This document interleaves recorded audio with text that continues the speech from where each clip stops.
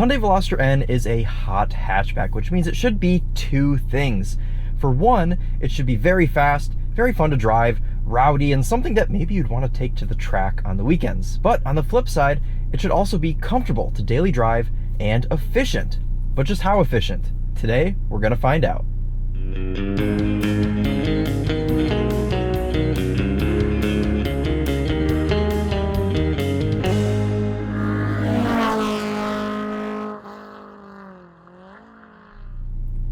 This is Christopher Brower here with Daily Motor, and today we are running the real-world highway fuel economy test on the 2022 Hyundai Veloster N 6-speed manual. Before we get started, let's hop out and take a look around it.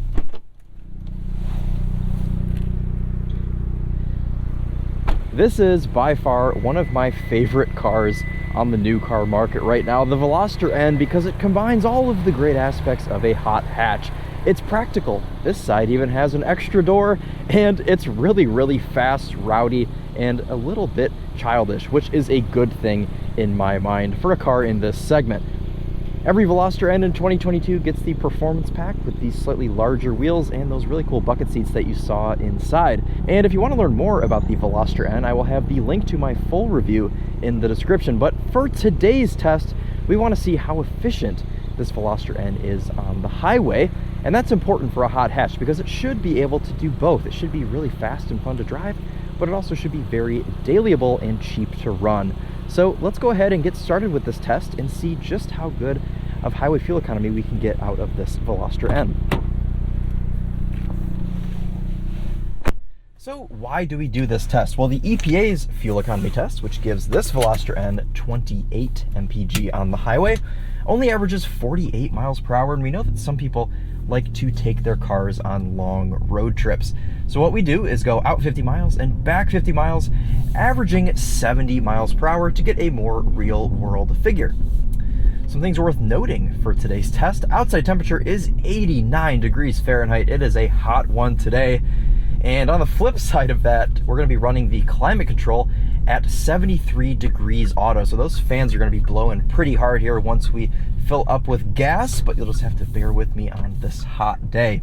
Also, the tires have been set to their factory door placard indicated 38 PSI front and 35 PSI rear cold.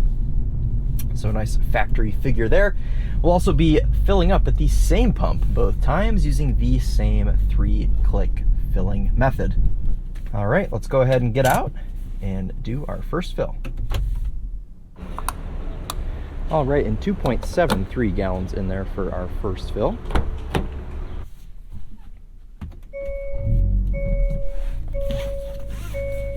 All right, the car has reset the trip by itself. We're going to go ahead and select Eco Mode and press Auto on our climate control. So we do have quite a few drive modes in this Hyundai Veloster N. We have Normal, Sport, Eco, N Mode, and N Custom Mode. So quite a few different drive modes to pick from. Today, obviously, we will be using Eco Mode. And the highway is about a half mile away, so I will catch up with you guys once I am merging up. Now, the purpose of this test is not to hypermile. I'm simply going to merge on the highway at a very normal rate, set the cruise control to a GPS indicated 72 miles per hour, and just go for a drive. To get the most realistic figure possible, we're just going to drive normal and see what the car will give us. It's so funny, I've been driving this thing in N mode all week. I'm not used to driving it in Eco Mode. It feels different. The throttle response is so numb, and the exhaust isn't making any pops or crackles or anything. So, very different animal now. Let's go ahead and get cruise control set here. First highway impressions, this Veloster N is comfortable, as it should be. Of course, it's not the most comfortable thing in the world, but these seats do a pretty good job. They're very well bolstered, and they're actually kind of squishy here in this middle cloth part. So we'll see after the about 100 miles in this seat to see how it actually performs. But overall, so far, seems to be a pretty comfortable cruiser, and that's important for hot hatches.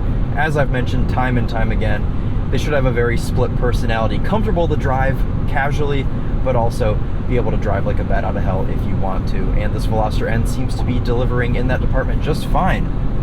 Also, importantly, on this car, we have lane keep assist as well as steering assist, as most Hyundais do nowadays, and it does a very good job. So that'll take some of the stress off of driving today, and we'll see if we can achieve that EPA rating of 28 MPG. All right, guys, well, I'm going to go ahead and get to driving, and I will catch up with you a little bit later on in about 95 miles.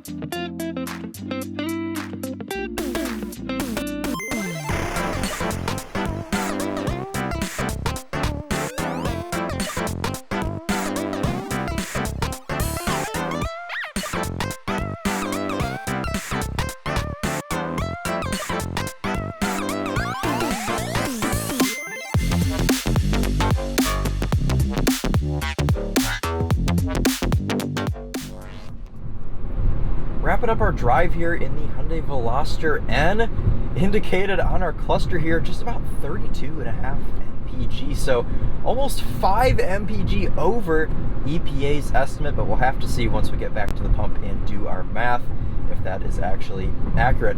Finally got a smooth and clear run-in today, no traffic of any sort, had nice open roads.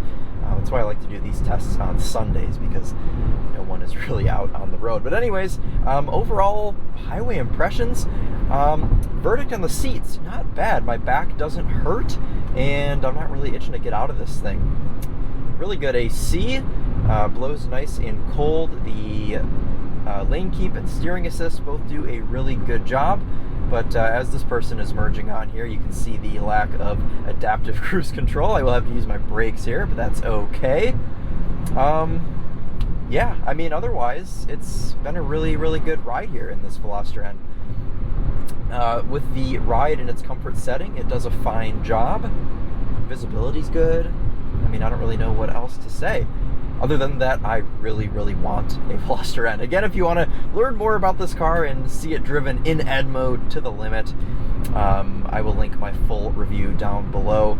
We've also got a number of videos on the Veloster N on Daily Motor, the Topher, and Winding Road magazine, as well as the Kona N and Elantra N. Such a good lineup of cars. So make sure to check all of those videos out. But other than that, I'm just going to finish up my last 5 or 6 miles here. I will fill this thing up, and then I will catch you guys once we are doing our calculations to see how this Veloster N actually did. And I'm hoping that this is accurate, 32, because it would be awesome to have beaten EPA. All right, and 2.98 gallons in there for our final fill. Also, it's worth mentioning we were using 93 octane premium fuel, as that is what EPA used in their test, and it's really what you should use in a little turbocharged hot hatch like this. So again, 2.98 gallons in there for our final fill. Let's go ahead and do some math. So today's trip of 102.2 miles divided by 2.98 gallons of gas gives us a figure of 34.29 MPG.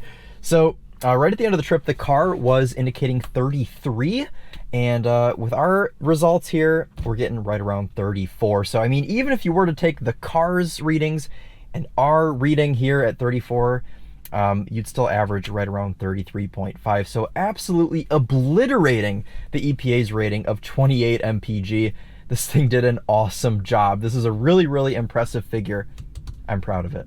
And in this Veloster N, we have a 13.2 gallon fuel tank, which means your effective highway cruising range is about 450 miles. Not quite to that 500 mile mark, but pretty dang close. So a pretty decent cruising range, but the real impressive thing here is that this car achieved 34 MPG on the highway. That is absolutely awesome, and really just strengthens the point that maybe I should buy one of these.